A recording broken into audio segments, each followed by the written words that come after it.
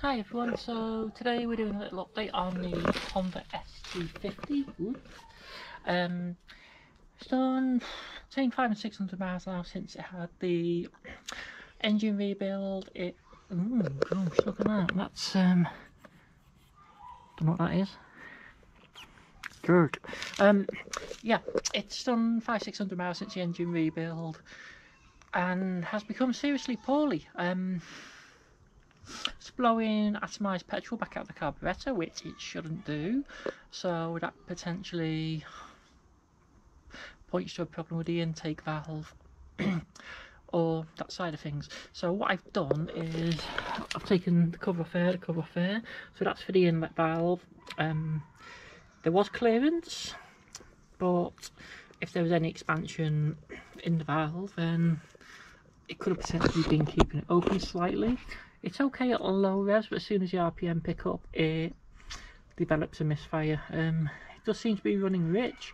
I have had the needle out of there and lowered it 1 notch, so it's now on the lowest setting. I've just given it a start now, so I'm just giving it a start since adjusting the valve, and it is running a lot better. I do think there might be a bit of valve bounce involved as well, because this is a Chinese top end on it, which was just purely a cost thing to get it on the road. And I do have reservations that the springs are not strong enough now. When I did take this off, bearing in mind it's only done like 20 hours, 25 hours, the O-rings in here and here are completely shot. They've split and crumbled, so for now I've just put some PTFE tape on that just to stop it leaking too much. But what we're going to do, we're going to do a few tests. We're going to do a compression test to start with, just to see where it is, because as you can see, it's got a 90 barrel and piston in it, but it's got a 50cc crank, so the web of the crank is a lot smaller. There is a video going to be on the head. Did the video, haven't uploaded it yet. It just shows me basically making the barrel shorter to get the compression ratio back up again. Haven't done a compression test yet to know what the compression is, but we're going to be doing that today as part of our little investigation work. We have the air screw there, so I'm going to try putting more air in and see if that helps with the mixture a little bit, but it doesn't really seem to do a lot. And one of the other things we're going to do is hopefully do a cylinder leakage test, just to see if any air does come back out past the inlet valve. Now, if the inlet valve is seating correctly, there shouldn't be any air come out, which would indicate then when it's running that it's valve bounce that it's got, or we have a major electrical issue giving similar symptoms and it's firing at completely the wrong time, in which case it shouldn't really run theoretically, making it blow back out the carb, but we'd probably get flames and everything then. So I'm going to say it's blowing back out of the carb because the valve has got a problem where it's not staying closed correctly as it should do. That's my theory, and I do have the original head, which I am very, very tempted to throw back on it just to see what it does. And the headlight's out, of course. I haven't wired up the battery yet, and I blew the bulb the other night. It's meant to be a 6-volt bike, but I do wonder now if it's got a 12-volt stator put on it, mainly because of how quickly it blows bulbs. I could understand it was flat out, but it's wired up to, hang on, right, that wire there is joined to the yellow and the green. The green one does a side light, the yellow one does a headlight, I believe. It should only be putting out 7.5 volts, and it seems to be putting out a lot more. I know if I connect it to the not the green one, if I connect it to this one here, the dark one, because that's for the warning light for neutral, which I don't use, if I connect it to this one, it puts out about 18 volts, which makes me think it might have a 12-volt stator on it for some reason. So first things first, we're going to take the plug out and do a compression test.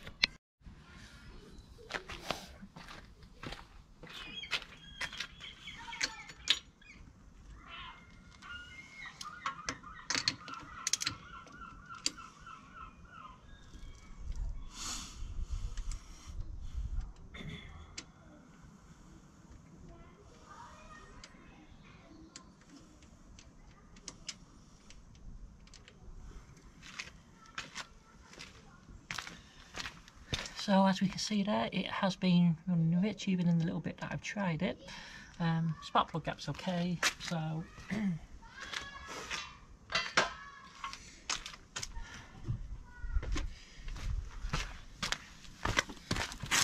our compression tester, and like I say, I'm not even sure myself what the compression's like on this, because it's never been checked since I had a play, so I'm hoping that one of these fit.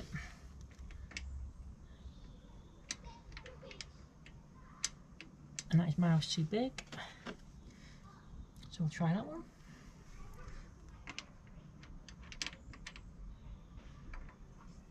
And that's too big.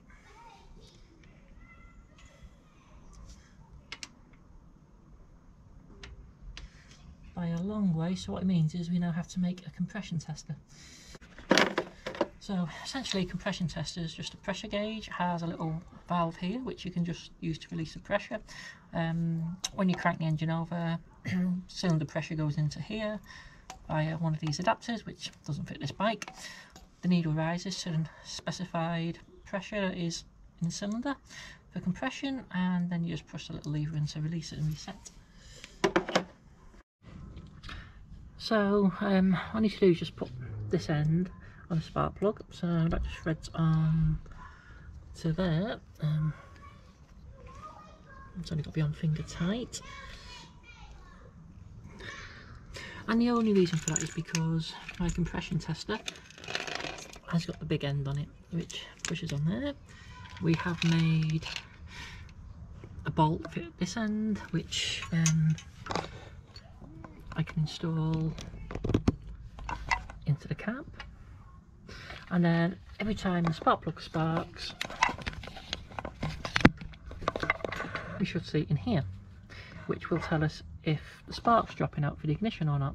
So I'm going to start it in a minute and see what happens. So luckily it does start quite easy, so ignition on.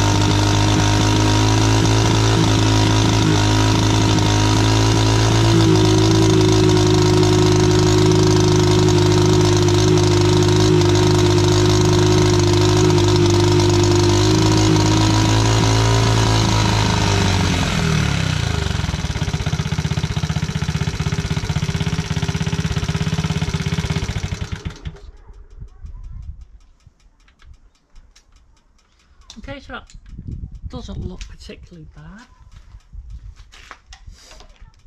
It's a bit hard to see whether the fact that the spark drops off a bit is just due to the misfire when it's rich, or whether it's actually the ignition causing that, so it's not really 100% conclusive, which is a bit of a pain. I was hoping it would be slightly more beneficial to me.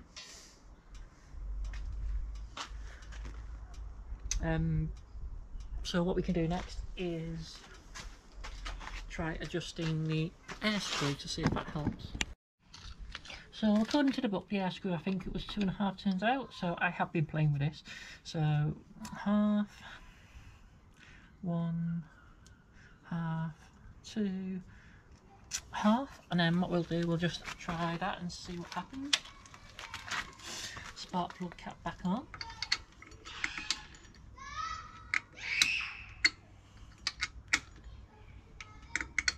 It's a bit loose, but should be satisfactory.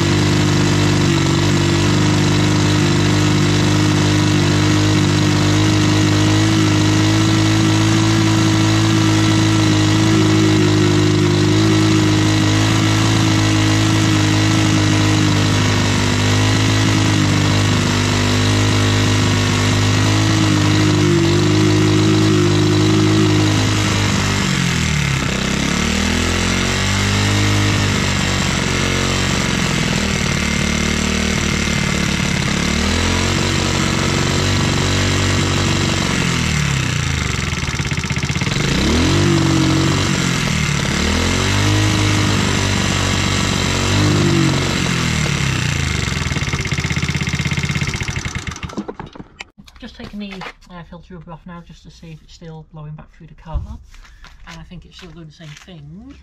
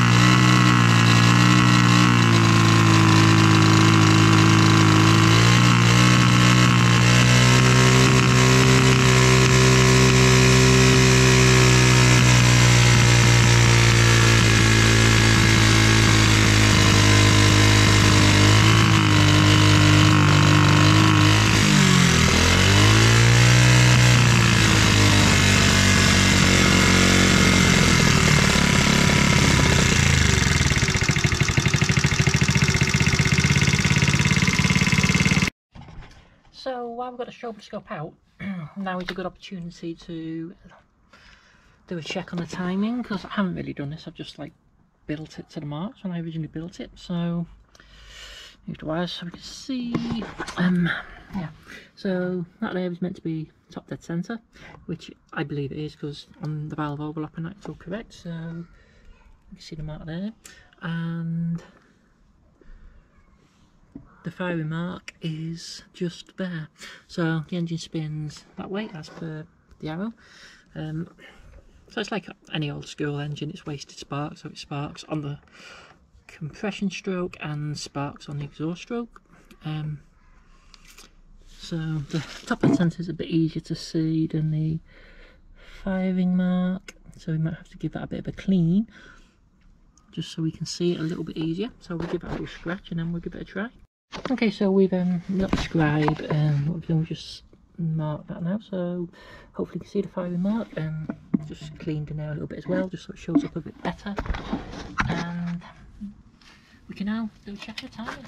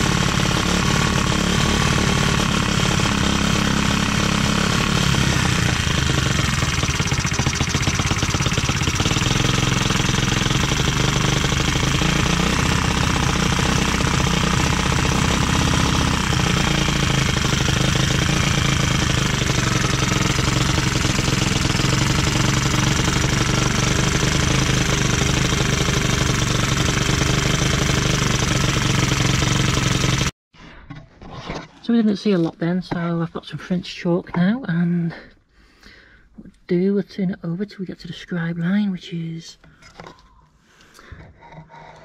just there. Mark with a bit of chalk, and we'll do the same with the top dead centre.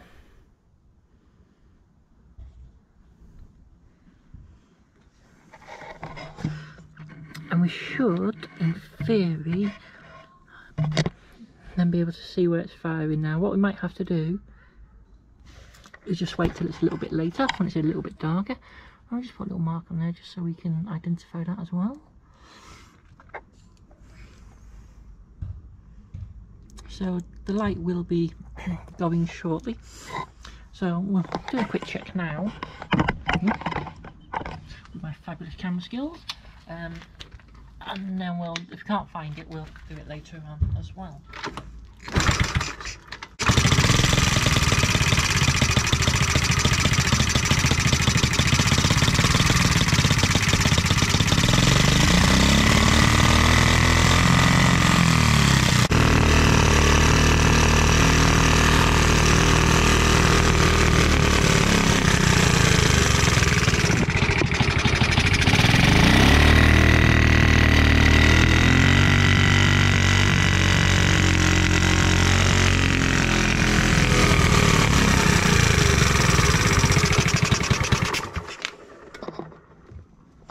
Okay, so I don't know how well you can see that on the camera, but how easily it's kicking back out of the carburettor, I think the timing might be slightly too far advanced, which is not possible to do because the flywheel's on a keyway. But it does raise the question, what's the valve timing doing? Purely because it is a Chinese head, and if the valve profile is slightly different, or the bolt holes for the timing gear are slightly different, then it's going to put the whole timing off, which means it's going to fire potentially when the valve's still open. So the only other thing I can do is like really back off the inlet valve and see if that helps. So I don't know how well it shows up on the camera, but we can see that around here is all shiny and wet. And on my fingers you can smell the petrol that's been blowing back out. So it still has a problem with the valve timing because it should never blow back out the carb. So what I'm going to do next is see if the old head fits back on this barrel and get a head gasket and put the old head back on, because I still think it is a valve timing issue. It definitely runs so much better now. One way to confirm it even more, I'm going to back the valve timing off, not the valve timing, I'm going to back the valve adjustment off even more so the inlet valve doesn't open as much, which is in theory altering the timing slightly, and see what that does. So all I need to do is undo here,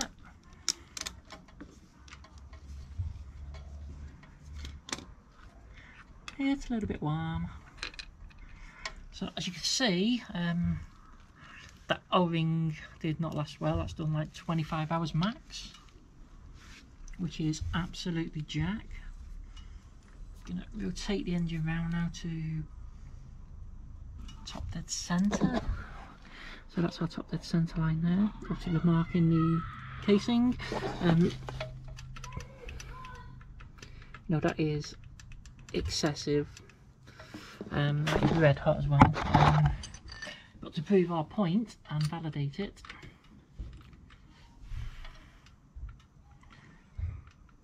what we're going to do is back this off a full turn, so 90, oh gosh, start again.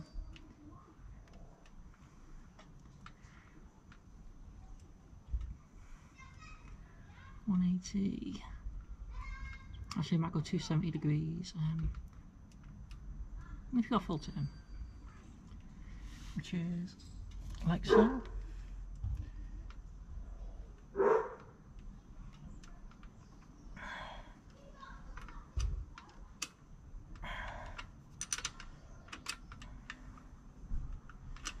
So as we can see now, that is very excessive. That is not satisfactory for use, but what it will do is let's see if the running improves, because essentially that's making the valve open later and close earlier, because there's more space between the rocker and the actual valve stem. It's yeah, the valve stem.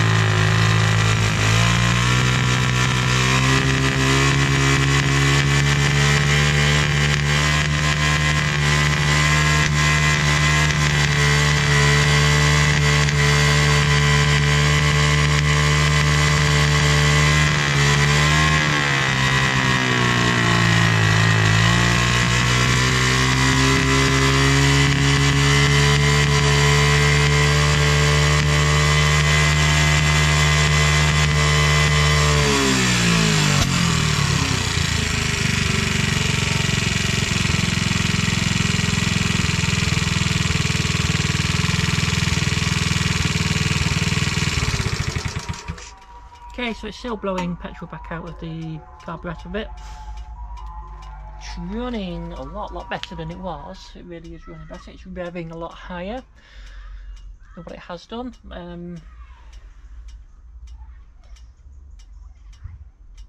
I think a couple of things that we need to look at are it needs rejetting, because the needle's as low as it will go on the clips. So I think we need a smaller jet in it. Whether it's been cleaned too many times, been cleaned with like an oxyacetylene tip cleaner, which has made the jet bigger than it must, than it needs to be. So we'll see what jet it is. We'll probably order the same size, and we'll order a couple of smaller sizes, just because there'll be some wear in the jet and the needle. What that then might let us do is open up the pilot screw a little bit more, because it's fully wound in at the moment, to get the mixture down. What that also might do is help stop the petrol blowing back out of the car, because it's overfueling. So if it's sucking too much petrol through the venturi, through the jet, then with the air pulsating that happens within the intake system, which is what gives intake its like fuddy noise, then with too much petrol going in, because the jet's too big or worn, etc., whatever that is, that could be one of the reasons it's also blowing back out, and it's bogging down because it's just far too rich and there's not enough air going in with the petrol. So we'll order a new head gasket, or I think they're like a 5 each maybe. Order a couple of head gaskets. We need to do a compression test. We need to utilise this old spark plug which I got from D-Side Scooters, kindly off of Stewie. So what we're going to do, we're going to break the ceramic off. We will knock the middle out. We will put a quick release fitting on that we can then put on the compression tester. We'll then be able to use the same fitting to connect to the compressor air line, which we can do a cylinder leakage test. So what we'll do, we'll blow compressed air in through the spark plug with the engine probably on bottom dead centre, because it's going to naturally want to rotate to there anyway. Make sure that both the valves are closed on the top of the bottom of the compression stroke before the exhaust stroke starts, and see if any air does actually blow back out of the carburettor. If no air blows back out the carburettor, then we know the valves are sealing fine at low RPM. We have either valve bounce, which if we put the old head on will eliminate that, because I don't think the old head did it, in case it's got weaker valve springs in, and see what happens. So I mean, the head's got the valve's got to come off, because I've got to split it to see why the starter doesn't always engage straight away. And we're going to do the wiring as well while we're at it, to get the battery wired up correctly. I'm in tow. And yeah, so we can now pop this cover back on, and I think that'll be it for today, to be honest. That's as far as we can go till we get some bits.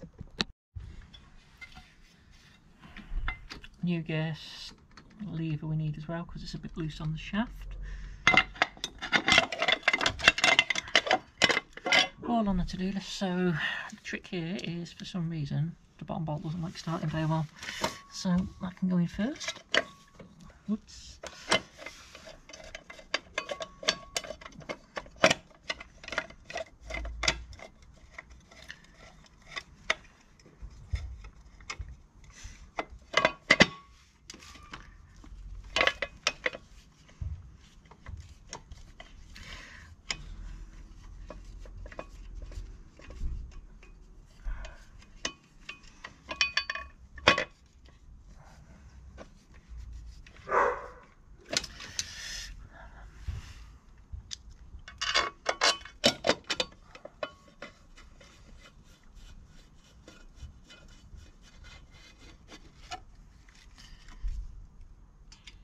Top bolt in, nip that one up. So yeah, next thing to do is